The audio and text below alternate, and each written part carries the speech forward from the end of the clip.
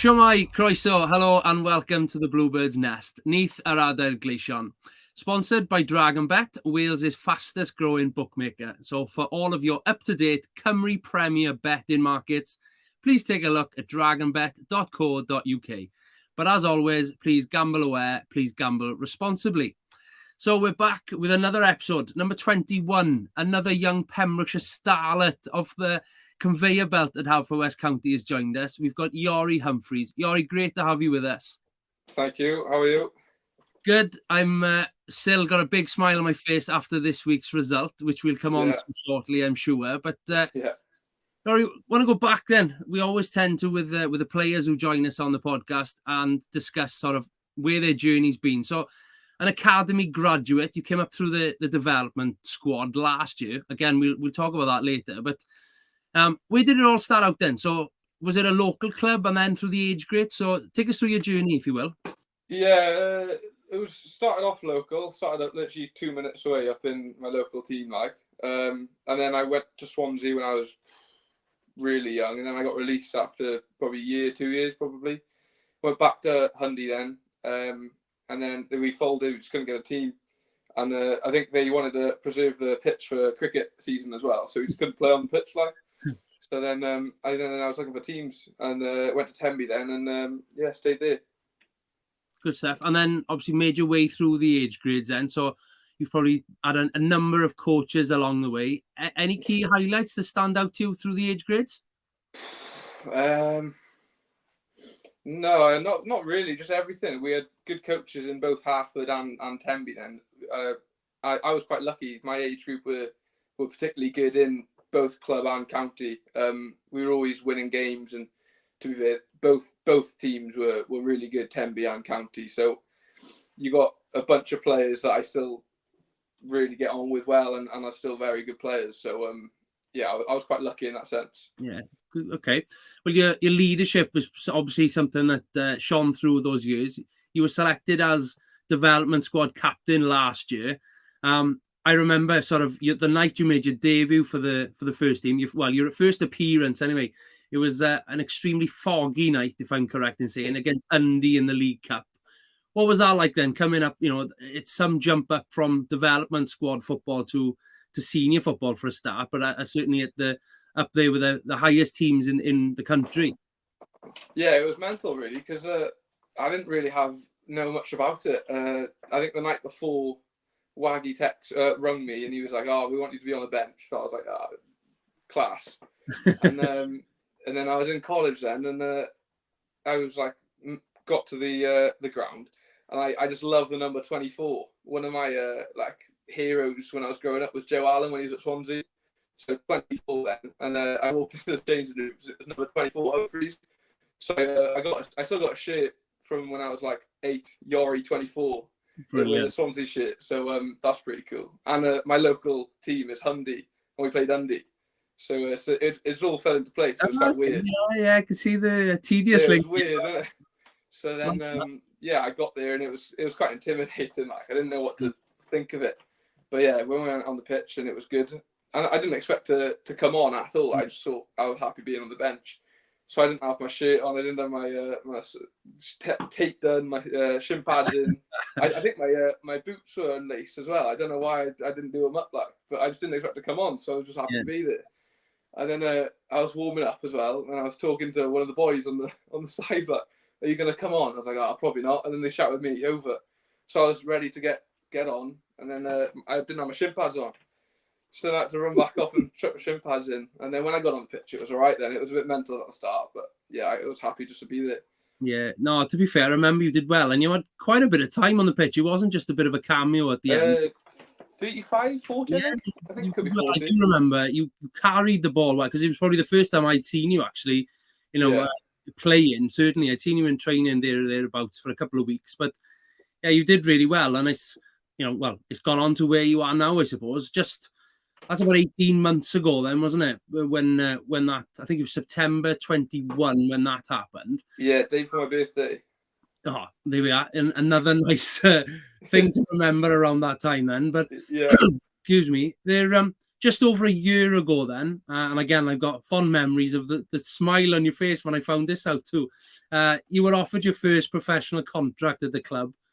That must have been a huge dream come true, I suppose. And I know we've spoken about this in the past briefly, but your parents are massive supporters to both, obviously you and the club. They seem to pop up here, there, and everywhere on the away trips as well. But how did you let them know about the contract news then? Just rang them in the car on the way home from training when I got the news. I just rang them and said I got a contract for up until the end of the season, and they were buzzing. To be fair, it was nice for them because they driven me everywhere with the running and the football and everything that I was doing. You know, it was just nice for them to see me do well and get a contract. And yeah, I was just buzzing to tell them, really. And fair play. Obviously, that contract's been renewed again last summer. So you're with the club, certainly for the foreseeable future. I know work-wise, you're learning the trade with your dad in the building industry. Yeah. He must have feared the worst at that point then, with potential you taking more time off unpaid leave.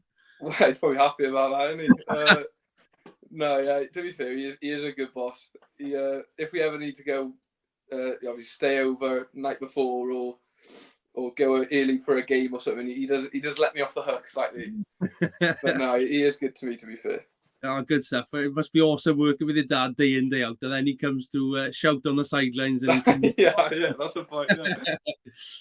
Okay, let's bring us on. Talking about sidelines, I want to obviously talk about this week's win against, second place Connors Key, who came down from Flintshire on a cold, dark Tuesday night. For me, anyway, on reflection this week since Tuesday night, I don't think I can remember a better atmosphere at the Oggy Bridge Meadow for almost a decade. I would say, certainly the amount of time I've been at the club.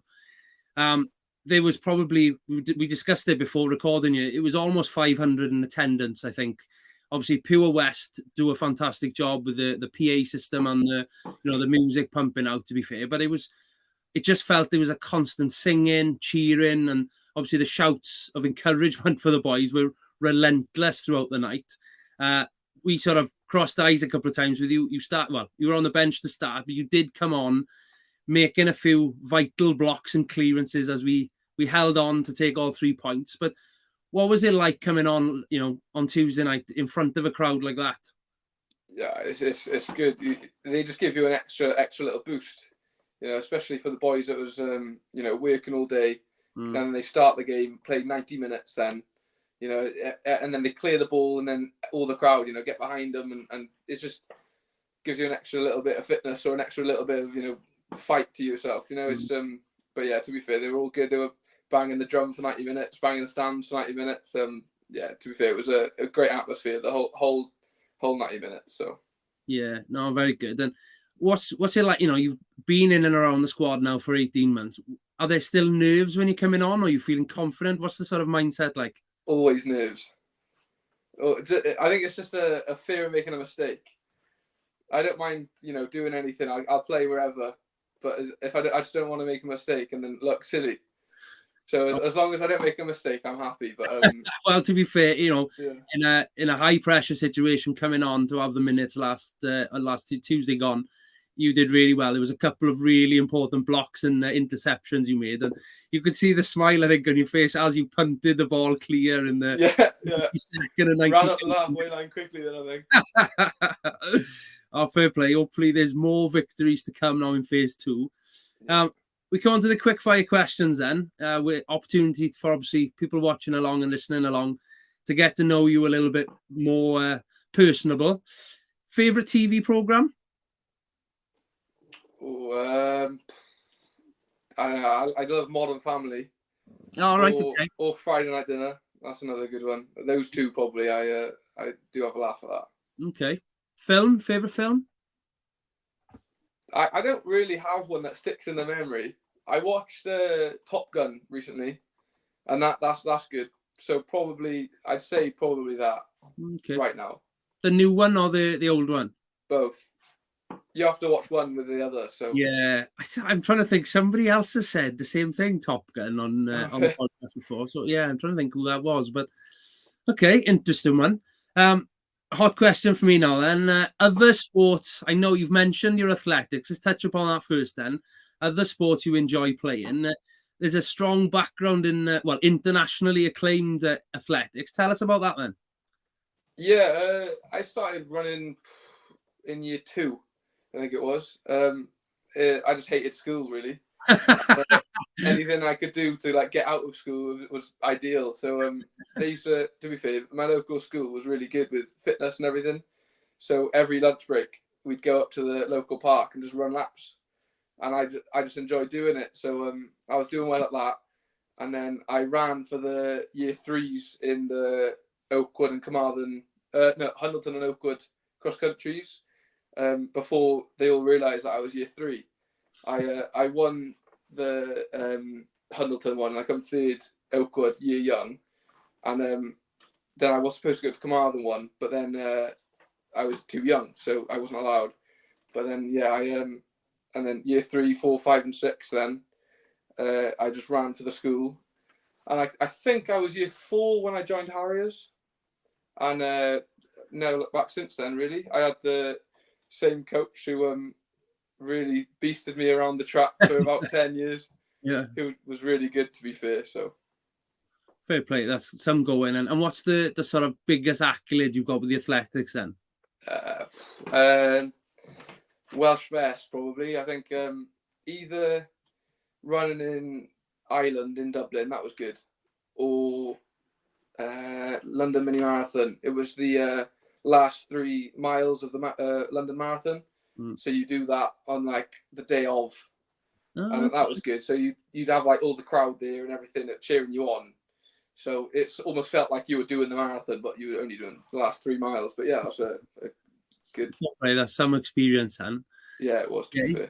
There's obviously with your athletics then, I know there's a racket sport you're quite fond of playing as well.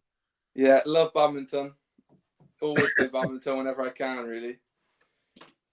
A few of the boys don't like that, but I'm sure they'd like badminton as well if they played it, if they give it a chance.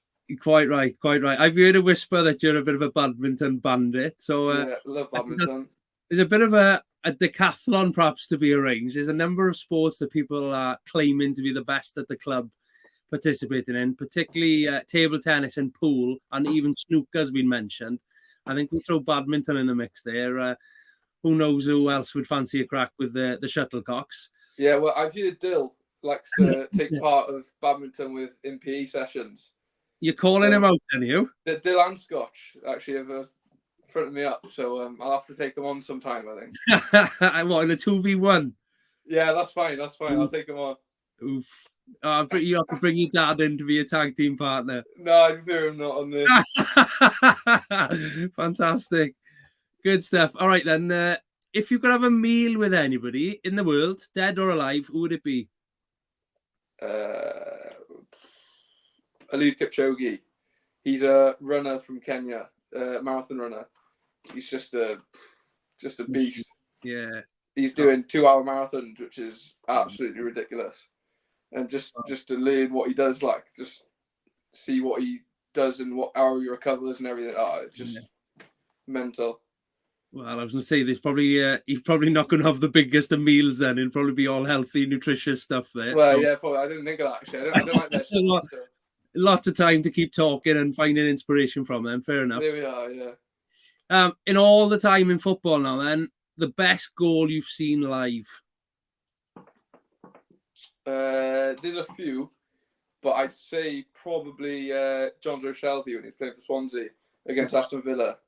Chested it down, just volleyed it from like the halfway line. Yeah, that was pretty nuts. He doesn't score tap-ins, does he? When he has, he doesn't. Every time I see him score, he's a screamer.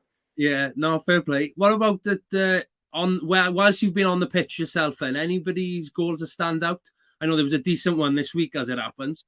The second one in Pembrokeshire was good, I think. No, to be fair, Els was good Tuesday. Who else was good? I don't know. Willie's in Halford against Kevin Druids. Yeah, I think that's a pretty standard one, just because of the occasion as well. I think. Yeah, no, I can imagine. There is probably one that I'm missing, but I can't think of one. Yeah, there's been a few, to be fair. There's had a couple of goal of the month contenders, free kicks and things like that stand out. Oh yeah, yeah. Scotches and Veely's free kicks as well. Yeah, they're up there. There's going to be some highlight reel come the end of the season now. Yeah, that'll be a tough challenge, actually. The five-a-side dream team question now then, they don't have to be the best players technically or, skillful players, but who would be your five-a-side dream team from the first team squad then? I'm going to go Zach in goal. I'm gonna have a keeper. And then I'll have Jazz at the back. And then Sheps, Dill or Veely. I haven't decided which one yet. They can battle between themselves, and then go Henry up front. Then they can all interchange. I was going to say, it's a very technical abilities high there. Yeah. I can sit back and watch then. I can just. You be the gaffer. Yeah, that's fine by me. I'll have a few of the development boys on the bench for me as well. I'll have Archie and Jack on the bench ready to come on as well. As your coaches to bring up. Yeah, there we are then, yeah. You can also chuck on if we're struggling. Well, I can't see that team struggling, to be fair. But well, yeah, true.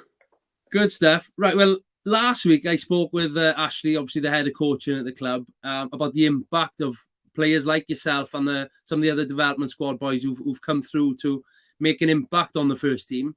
You've obviously managed to establish yourself now within the squad over the last 18 months. You've started a good number of games. Well, as you just mentioned, you got your first Cymru Premier goal up at Pembrokeshire a number of months ago now. What's the ambitions for you then for the remainder of the season? And I suppose separately, your aspirations, long-term future? Well, for the season, it was just get more minutes than I was last season. I don't think the goal was ever in the mix. So I've got that one. But I think just keep getting minutes and just keep playing well. I think that's the main goal for the season. You don't want to aim too far ahead. You want to set realistic targets. Long term, just keep get another contract probably. My one ends at this year, so probably get another one of them and just see what happens. Then just keep trying to impress and just keep trying to get on the pitch. Really. Fantastic. Well, hopefully there's a couple more goals to come now with over the next 10 games, if not more. Fingers crossed there's a couple more on top of that. But that's excellent, mate. And fair play, you've had a whirlwind 18 months, across your development squad games and in the first team. So keep it up. Thank you for your time. I know a lot of people will be keeping an eye on your progress. And alongside some of the other guys coming through who've had opportunities with the first team squad. Have a good week training, rest up, and because, I'm buzzing now to get back up to Carnarvon now for the start of phase 2 next weekend. But no, again, thank you for your time, Iori, and good luck for the season, mate. No problem. Thank you.